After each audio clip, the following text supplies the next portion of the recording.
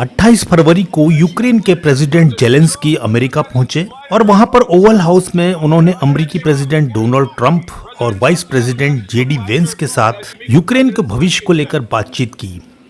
सामान्य और औपचारिक बातचीत। You have a damn good chance of coming out okay because of us. Mr. President, we are staying in our country, staying strong from the very beginning of the war. We've been alone, and we are thankful. I said thanks You haven't in been this alone. cabinet, You and haven't not been only alone. in this cabinet. We gave you through this stupid president 300. क्योंकि America चाहता था कि जो rare earth minerals का भंडार Ukraine में है उसके संबंध में कुछ डील जेलेंस्की के साथ हो जाए, क्योंकि अमेरिका के द्वारा जो सहायता राशि यूक्रेन को दी गई है उसमें से कुछ वसूल की जा सके। इस कोशिश में डोनाल्ड ट्रंप ने जेलेंस्की के ऊपर दबाव बनाना शुरू किया। तो ऐसी स्थिति में क्योंकि दोनों के बीच वार्ता विफल हो गई और किसी तरह का समझौता नहीं हो पाया, इसके बाद जेलेंस्की वहां से यूक्रेन समिट में भाग लेने लंदन पहुंचे और यूके के प्राइम मिनिस्टर स्टर्मर और अन्य यूरोपियन यूनियंस के जो लीडर्स हैं उनके साथ वहां पर उनकी बातचीत हुई। और इस बातचीत के दौरान एक शांति प्रस्ताव के बारे में चर्चा की गई, क्योंकि इस बारे में डिस्कशन बेहद ज़रूरी था कि आखिर किस तरीके से यूक्रेन और रशिया के बीच में एक युद्ध विराम की स्थिति उत्पन्न की जा सके। अब देखिए, जहां पर अमेरिका की बात है और यूरोपियन यूनियन की बात है, चाहे वो यूके की बात है, इन सब की नज़र यूक्रेन में काफ़ी मात्रा में जो रेयर अर्थ मिनरल्स हैं उसके ऊपर बनी हुई है, क्योंकि इनका उपयोग मोबाइल्स में, एआई चिप्स में और कई तरह की एडवांस वेपन बनाने में यूज़ किया जाता है।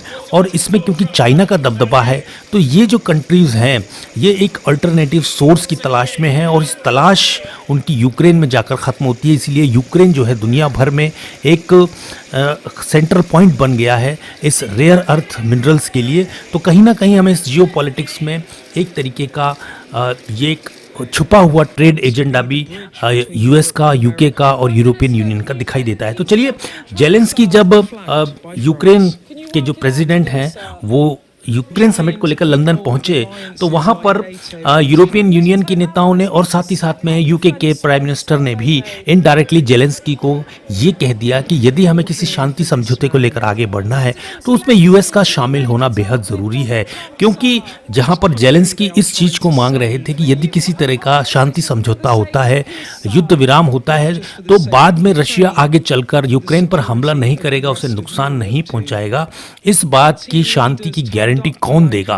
तो इस बात को लेकर शायद यूरोपियन यूनियन के लीडर्स और यूके के प्राइम मिनिस्टर भी अपने आप में कॉन्फिडेंट नहीं थे। तो कहीं ना कहीं उन्होंने इनडायरेक्टली ये इशारा जेलेंस्की को दे दिया कि उन्हें किसी ना किसी तरीके से अमेरिकन प्रेसिडेंट का सहायता की जरूरत पड़ेगी, क्योंकि रशिया के साथ में किसी भी तरह की युद्ध विराम में अमेरिका का मौजूद होना इस मायने में महत्वपूर्ण हो जाता है, क्योंकि यूएस के होने से ही एक शांति की गारंटी जो है वो जेलेंस्की को यानी कि यूक्रेन को दी जा सकती है। तो इनडायरेक्टली इस तरह का सिग्नल मिलने के बाद जेलेंस्की ने जो डैमेज जो डोनाल्ड ट्रंप के साथ उनकी जो हीटेड टॉक हुई थी उसको डैमेज कंट्रोल करने के लिए फिर एक डायरेक्ट वीडियो संदेश जारी किया, जिसमें उन्होंने अमेरिका को थैंक्स बोलते हुए और ये भी कहा कि वो हमेशा से अमेरिका के प्रति कृतज्ञ रहे हैं और वो इस बात को अच्छी तरह से रिकॉग्नाइज भी करते हैं कि यदि अमेरिका उनकी सहायता नहीं करता तो शायद आज यूक्रेनियन स्वतंत्रता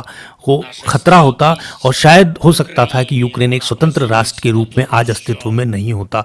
तो कहीं ना कहीं ये चीज़ समझने की है कि अंततः जेलेंस्की को झुकना पड़ेगा और झुकने के बाद ही किसी शांति प्रस्ताव पर रशिया के साथ वो आगे बढ़ पाएगा और दुनिया में कुछ हद तक शांति स्थापित हो पाएगी। तो चलिए देखते हैं कि आगे चलकर ये वार्ता किस दिशा में बढ़ती है। तो मिलते हैं किसी अगले ऐसे ही वीडियो में जिसमें हम इस चीज़ को देखने समझने की कोशिश करेंगे कि आखिर ये पीस टॉक, ये रशिया के साथ में सीज फायर का जो मौजूदा मसला है वो कहां तक आगे बढ़ पाता है। तो मिलते हैं अगले वीडियो में, तब तक आप अपना बहुत बहुत ख्याल रखें।